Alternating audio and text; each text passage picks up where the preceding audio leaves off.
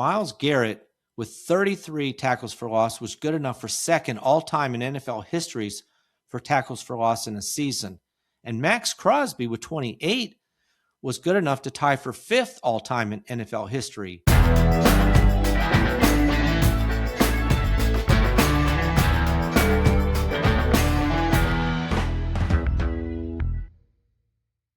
Welcome to Just the Stats, NFL Top 10's for Thursday. My name's Ernie Jennings, and glad you're here. We're looking for a good show. We're going to talk about the season stats. After this season, who are the top leaders, and did any of them make it into the NFL all-time? We're going to look at that. Only a couple more days until NFL football. Got some games on Saturday, so that's only a couple days away. Looking forward to that. I'll be doing all kinds of stats on the playoffs, game stats, seasons, or career stats as far as the certain players go, who's, had the most rushing yards, passing yards, etc. If there's anybody playing in the playoffs that match any of that, plus game stats. If anybody puts up some big numbers that make it into the top 10 best playoff games numbers, we'll be looking at all that next week. And as a reminder, I will be cutting back to 3 times a week during the off season. I find that seems to be typical with a lot of the NFL podcasts. Some of them just go to once a week, but I'll do 3 times a week. We've got all kinds of stats to look at throughout the season. If you have any particular top 10 items you'd like me to look at, let me know. I've already got one request about NFL kickers, field goals, because I had mentioned about how many field goals there were this year. There were 11 that were 60 yards or more, which is the most ever in NFL history. How does that stack up against the rest of the seasons in the past NFL? So we'll look at that maybe as one of the topics, but we got a myriad of topics to look at. Look at some of the teams, see how they did as teams last year. And we have all offseason to do that. Plus, of course, we have the NFL draft. We have free agency. We'll look at the top 10 free agents, top 10 players in the draft, top 10 teams. Who's the top 10 teams as far as drafting goes and who they might pick. With the NFL, there's just so many things you can talk about. So we'll do all that. But for today, we're going to look at the season numbers. And we'll go from quarterbacks on down. So let's get started with NFL top 10s for Thursday, season leaders. And we'll start with passing yards. Well, that's Matthew Stafford. Actually by a fair amount, because Dak Prescott only played the first half and only had 70 yards anyway. And in fact, he dropped from first to third. Matthew Stafford was first with 4,707 yards this season, which was the highest by quite a bit over. Jared Goff for the Lions was second with 4,564. So what's that, about 143 yards more than the second place team. And then because Dak Prescott only played the half and only had 70 yards, he ended up in third, 12 yards behind Jared Goff. Jared Goff had like 331 yards, something like that. So he put on a big push at the end. Matthew Stafford had a big game, somewhere in the 250-something yards, but he also had 4 touchdowns. And then Drake May was fourth with 4,394. So that's a good 313 yards behind Matthew Stafford. That's a game right there. I was listening to a podcast and they think Drake May should be the MVP of the season. I don't think so. Yes, they have a better record. And yes, some of his stats are better than Matthew Stafford's in certain categories. But the teams that they played versus the team that Matthew Stafford and the Rams played are quite different. Drake May and the Patriots had it pretty easy going. The toughest team they had all year was Buffalo. They beat them once, lost to them once. But for the most part, when you look at the schedule the Rams had and the teams they had to play, It's just a more difficult schedule. And obviously, you're not going to have the same type of numbers necessarily, even though he did put up great numbers. But we'll see what happens with that. And I could be biased, of course, as well.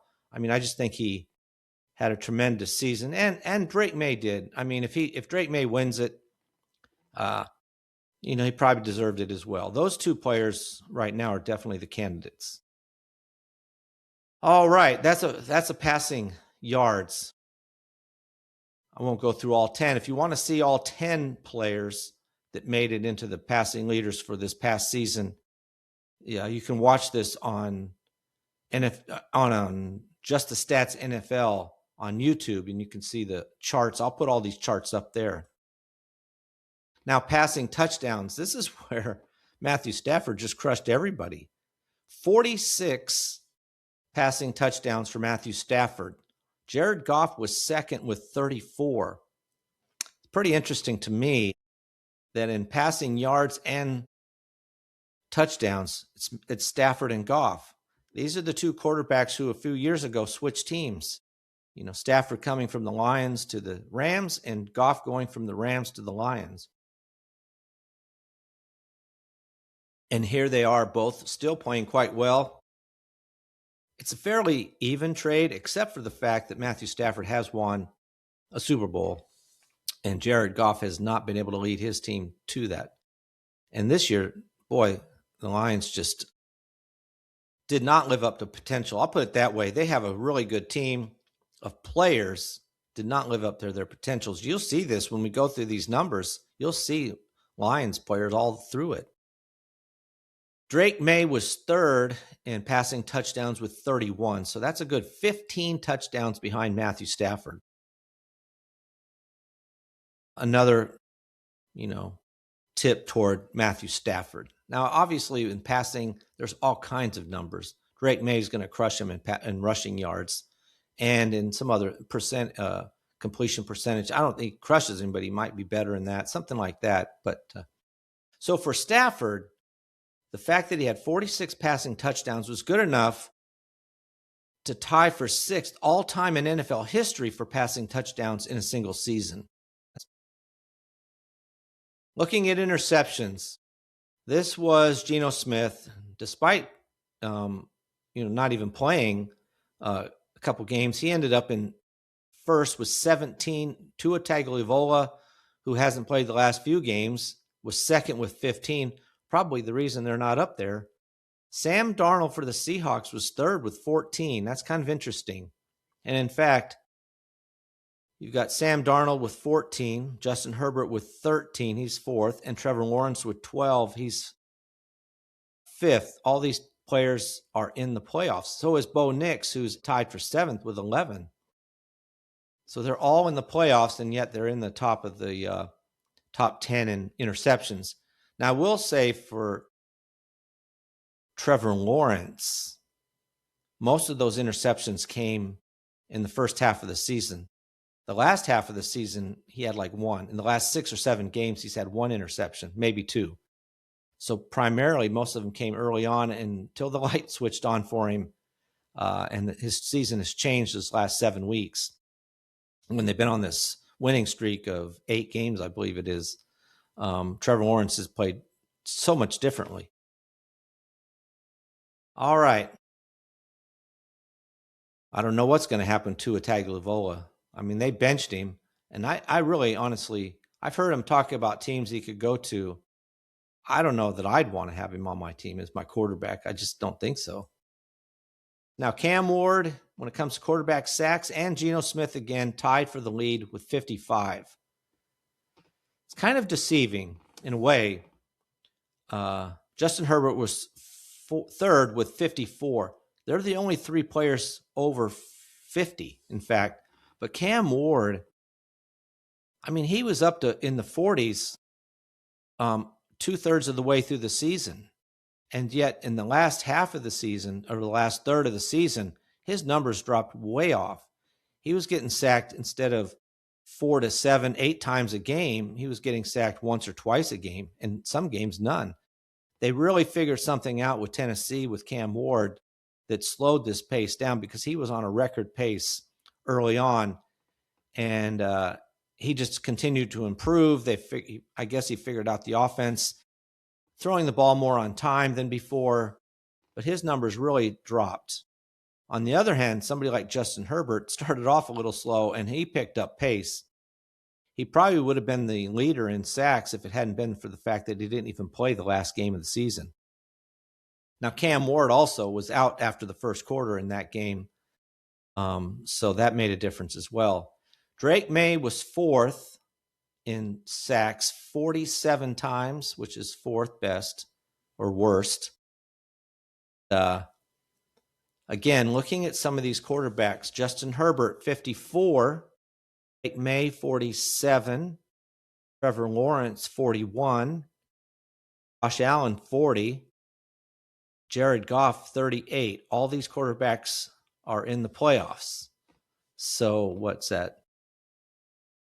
5 of the top 10 are in the playoffs, and yet they also led in sacks. All right. In moving over to the running backs, rushing yards, James Cook ended up as the leader, the season leader in rushing with 1,621 yards. Incredibly, Derrick Henry came on strong, almost caught James Cook. In fact, I thought he was, because he had 100 yards at halftime. He needed about 150. He ended up in the 126 area, but he came in second. Derrick Henry was second in rushing with 1,595 yards. So that's 26 yards behind James Cook. And then Jonathan Taylor, who did not have a good game, was third with 1,585. Those top three, they were the top three, and by over 100 yards over fourth place, Bijan Robinson. Really incredible seasons. Jonathan Taylor and James Cook, for the longest time, and were averaging 100 yards a game. And James Cook was all the way up until last week. Now, he only went in and, for whatever reason, ran the ball twice, but really wasn't participating in the game. Only had a few yards, so he didn't get 100 yards either. So no player had 100 yards rushing per game for the season. Those are your top three. And I'm very impressed with Derrick Henry, these seasons he put back to back. Now, last year, Saquon Barkley had 2,000 yards. This year, he came in 10th in rushing yards in a single season with 1,140. That's a drop-off of almost 900 yards. Now, Derrick Henry had 1,900 yards last year, and he had almost 1,600, so that's about a drop of 300 yards. Not as big a drop. Very impressive comeback year after such a big year in 2024. I really was impressed with the second half of Derrick Henry's season. Unfortunately for them, they didn't make it to the playoffs, which cost their coach his job. So I'll be fascinated to see who they get as a new coach, and maybe they change their offensive style a little bit. I really didn't like it. I mean, yeah, you got Jackson and Henry, but the way they pass the ball, or lack of passing, is, I think, something that they could really help improve their game. All right, that's rushing yards. Let's look at rushing touchdowns. Now, Jonathan Taylor held on to this lead. He ended up with 18 rushing touchdowns this season. Derrick Henry back up there again. He had 16 last year, another 16 this year. 16 was good enough to tie for the lead last year with Cook and I think it was Gibbs. And both of those players did pretty well this year as well. Gibbs had 13 touchdowns. Cook had 12. Now on this list, you have Josh Allen with 14. He was third. And you have James Cook with 12. So you got two Bills on this list. You know, that's a total of 26 rushing touchdowns by those two players alone. Something that definitely is going to be could be a factor in the playoffs. Now, Derrick Henry, he's just been moving up the list all time in the NFL in career touchdowns. We'll talk about that another time. But as far as the season goes, Jonathan Taylor with 18 rushing touchdowns, That's good enough to tie him for 6th all-time in NFL history for most rushing touchdowns in a season with 18. So though his season was disappointing in the last third of the season, he did have a really good season. And honestly, part of, a couple reasons. One, the Colts' schedule really got more difficult in the last third of their season. Plus, Daniel Jones went out. That hurt them, bringing in Phillip Rivers and having the backup quarterback, that rookie. I mean, they gave it their all, but it's not good enough. And just put a lot of pressure on Jonathan Taylor, and defenses focused more on him, made it more difficult. And like I said, the last third of their season was difficult, more difficult than it had been in the early season. They played the Jaguars twice. The Jaguars were, for the season, the number one defense against the rush. So there's one of the reasons. Jonathan Taylor never had more than 70 yards against the Jaguars, and that was even one of the better games that he had, in fact. All right, let's look at rushing yards by quarterback. Now, this is Josh Allen. Josh Allen had 579 yards rushing. Justin Herbert was second with 498, and Jackson Dart was third with 487.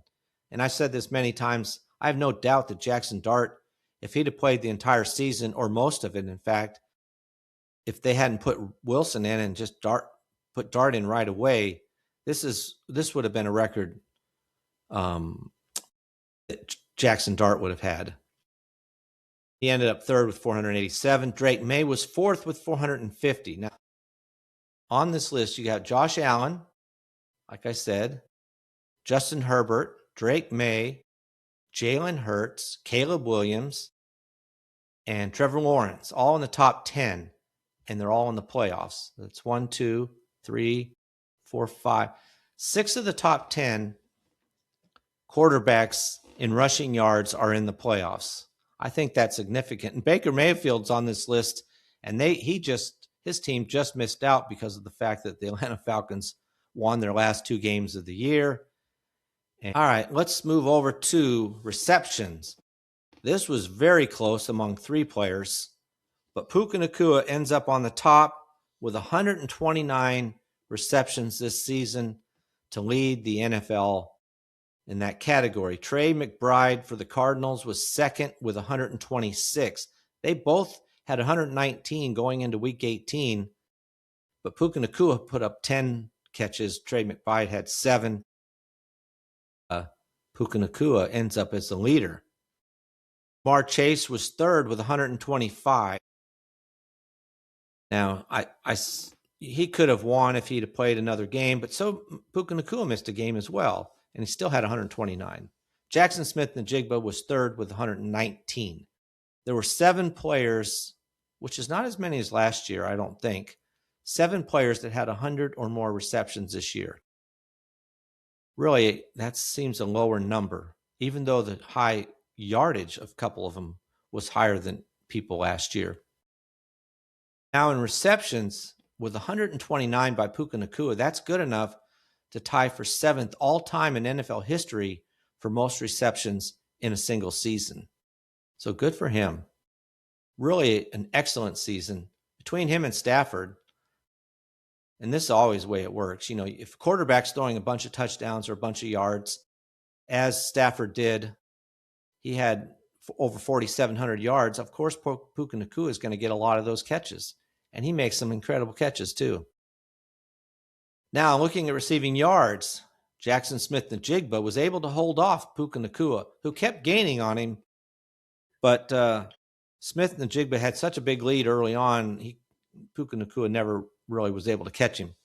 But both of them averaged over 100 yards receiving in a game. Jackson Smith-Njigba had 1,793 receiving yards to Puka Nacua's 1,715. They were both incredible.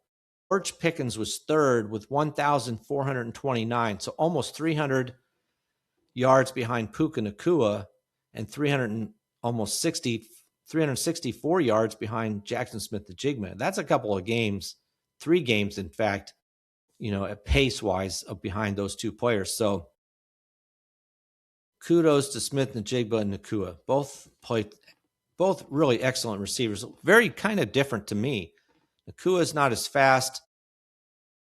Really great route running. They're both great receivers. Smith-Njigba is a little faster and really can make some quite the moves. Puka Nacua is just a big guy too, man. He'll knock you over. Just a little bit different, but both very effective. Now, Smith-Njigba with that 1,793 yards, that's good enough to to be 8th all-time in the NFL and for a season in receiving yards. So kudos to him. Really a great season, and now they move on to the playoffs. So we'll see how he does in the playoffs.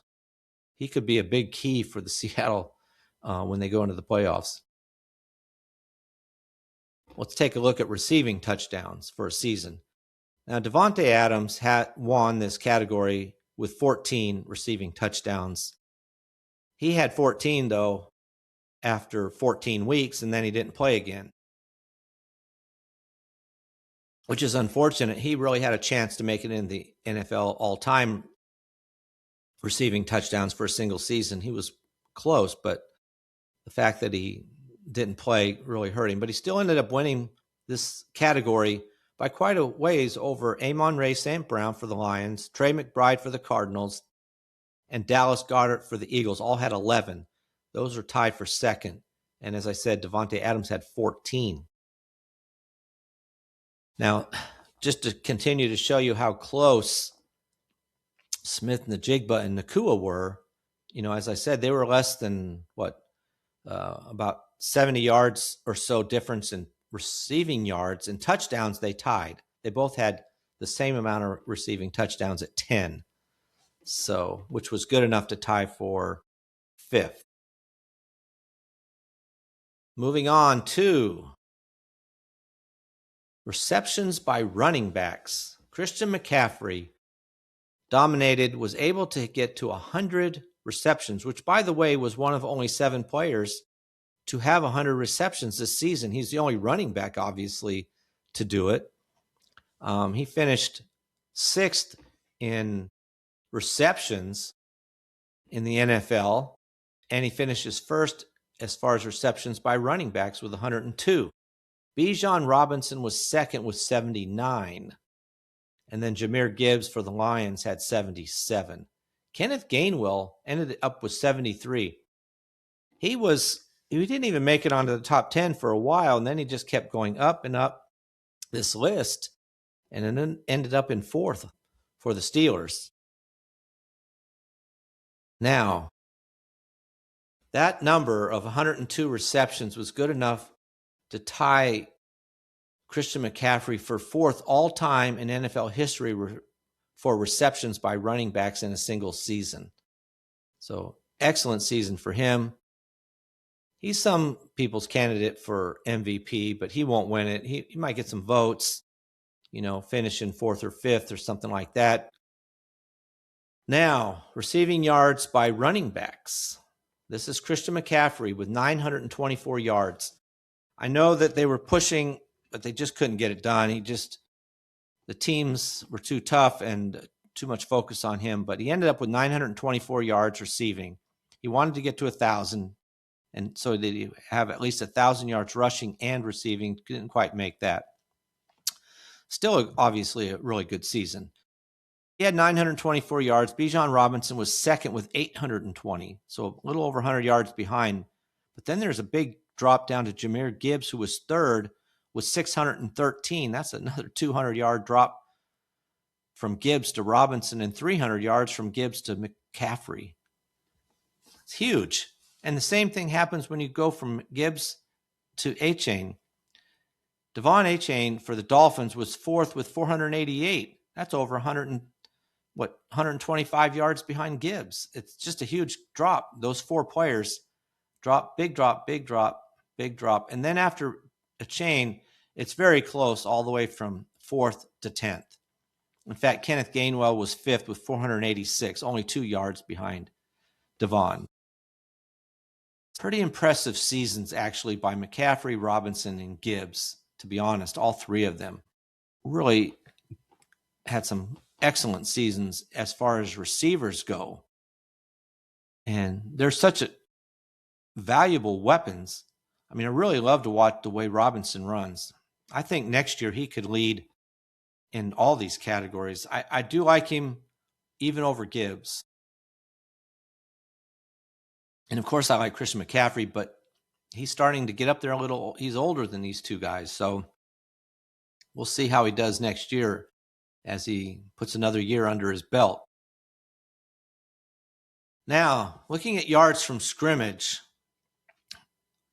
John Robinson was the man here. He ended up with 2,298 yards from scrimmage. Second was Christian McCaffrey with 2,126, so 172 yards more for Bijan Robinson over Christian McCaffrey. They're the only two players over 2,000 yards. Jonathan Taylor was third with 1,963. So those two players, Robinson and McCaffrey, really had impressive seasons. Now, Jonathan Taylor was up there for a while, but as I said, that last third of the year, his season just really dropped off. Looking down the list at number 7, Jackson Smith-Njigba with 1,829 yards. Now, obviously, all but 36 of those yards came from receiving. He did have 36 yards rushing. And again, I'm mentioning him. He was in 7th. Puka Nacua was in 8th with 1,820 yards. Only 9 yards separated Smith-Njigba and Nacua. Nacua had 105 yards rushing, which helped him gain a little bit more ground on Smith-Njigba. So they were so close in every category, whether it was yards, receptions, or yards from scrimmage. That's how good those two were and how comparable they were as far as numbers go this season. Another interesting number here, Puka Nacua, as I mentioned, was 8th with 1,820 yards. Kyron Williams was 10th for the Rams with 1,533. So you have two Rams in the top 10 for yards from scrimmage. So between the two of them, they combine for over 3,300 yards for the Rams. That's incredible. Kyron Williams had 281 yards receiving for his side and then 1,252 yards rushing to get to his number of 1,533. That's the only team. I mean, obviously, you don't normally see two players from the same team have that many yards from scrimmage. All right, let's move on to next category. This is longest field goals, and I talked about this at the beginning, but Cam Little set the NFL record with a 68-yard field goal, and that was indoors in New Orleans. And then last week, he had a 67-yard field goal, which is the second longest field goal in NFL history. He did that in Jacksonville, outdoors. Those are the top two. Chase McLaughlin was third he had a 65-yard field goal this year. Those were the top three. Brandon Aubrey had the fourth longest, which was 64, but he was also on this list 3 times. So Cam Little was on it twice. Aubrey was on this list 3 times. He had a 61-yarder, 63, and a 64. He's also kicked a 65-yard. I think that was last year. So he obviously, given the situations, it's worked out for Cam Little. Both of these field goals that he got were at the end of the first half and with really no option if he missed it for the other team. He made them, which was great, but you have to have a certain situation. He's not going to kick a 67-yard field goal if the game's really tight, and if he misses it, it gives the other team really good field advantage to come down and win, say, by a field goal. They probably don't kick that 67-yarder. So sometimes this is situational, because I do think somebody like Aubrey could kick a 68-yarder if he had the opportunity. Now, he did have a long kick, something like that, in the high 60s, and he missed it, though, at some point in this season. So you also got to make it. but 11 times somebody had a 60-yarder or longer this season. All right, moving to defense. Myles Garrett in tackles for loss led the NFL with 33. 33 tackles for loss. Max Crosby was second with 28, and he didn't even play the last game. He had 28. Then Brian Burns drops way down to him with 22. He was third with 22. Those are your top 3 players. Now, the Texans had Will Anderson in 5th, tied for 4th actually, with 20, and Daniel Hunter, who was tied for 8th with 15. So they had 2 players in the top 10 in tackles for loss. So between them, that's 35, which is very impressive as well. Now, looking at Max Crosby and Myles Garrett, their numbers were so good, in fact, that Myles Garrett with 33 tackles for loss was good enough for second all-time in NFL histories for tackles for loss in a season. And Max Crosby with 28 was good enough to tie for 5th all-time in NFL history for tackles for loss in a season. How impressive is that? Max Crosby could have he only needed one more to tie for second. So it's unfortunate he couldn't play that last game. But those 2 players were incredible this year.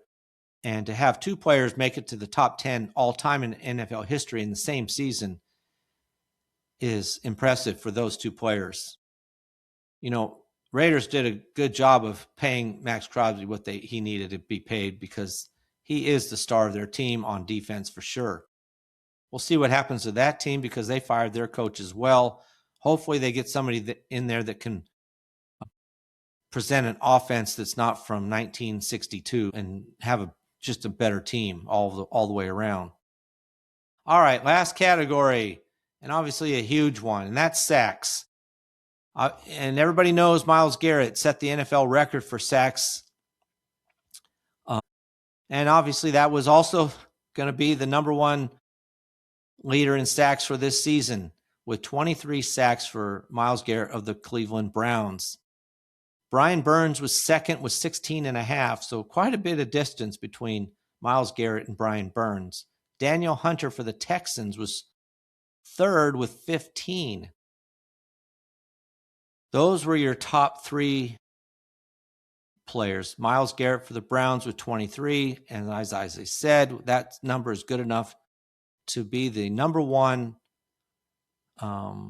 sack artist in the NFL history for a single season.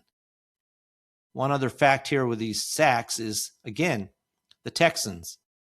This time, Daniel Hunter is at the top of this list. He had 15 sacks. Will Anderson Jr. had 12, so they combined for 27 sacks this year. That is a good defense, and they're going to be tough. Broncos, who led the NFL in sacks as a team, Nick Bonito was 5th with 14. He's the only one on this list. So they just spread the wealth around as far as sacks goes. That's kind of interesting. You don't have one person. You have Nick Bonito with 14, but then you must have a lot of players who have a decent amount of sacks to lead the NFL in sacks. Another team, the Atlanta Falcons, they set their own record. They had 55 plus sacks this year, which is a huge number. They don't have anybody in the top 10. So again, another team where they spread the wealth around as far as sacks goes. All right, that's a look at our season leaders. Really some impressive seasons this year in certain categories. And Myles Garrett tops it off, by setting an NFL record. It was really great to see him do it in that game. And and you could just see the relief wash off him as he made that sack. I mean, there was only 5 minutes to go in the game when it happened, and they were doing everything they could to get him that sack. I mean, Cleveland Browns were doing everything they could, moving him around, trying their best. And he made a quick move around the defender and kind of just grabbed the court Burrow, and Burrow went down. All right, that's a wrap. So please like and subscribe. You can find this podcast on Just the Stats NFL on YouTube. You can watch it there, see the charts that I put up, and you'll see all the top 10 players in every category that I mentioned. And you can also listen there and listen to any podcast app you use, Spotify, Apple, whatever you happen to use. All right. So until tomorrow, that is a wrap for NFL Top 10s for Thursday. I'm out.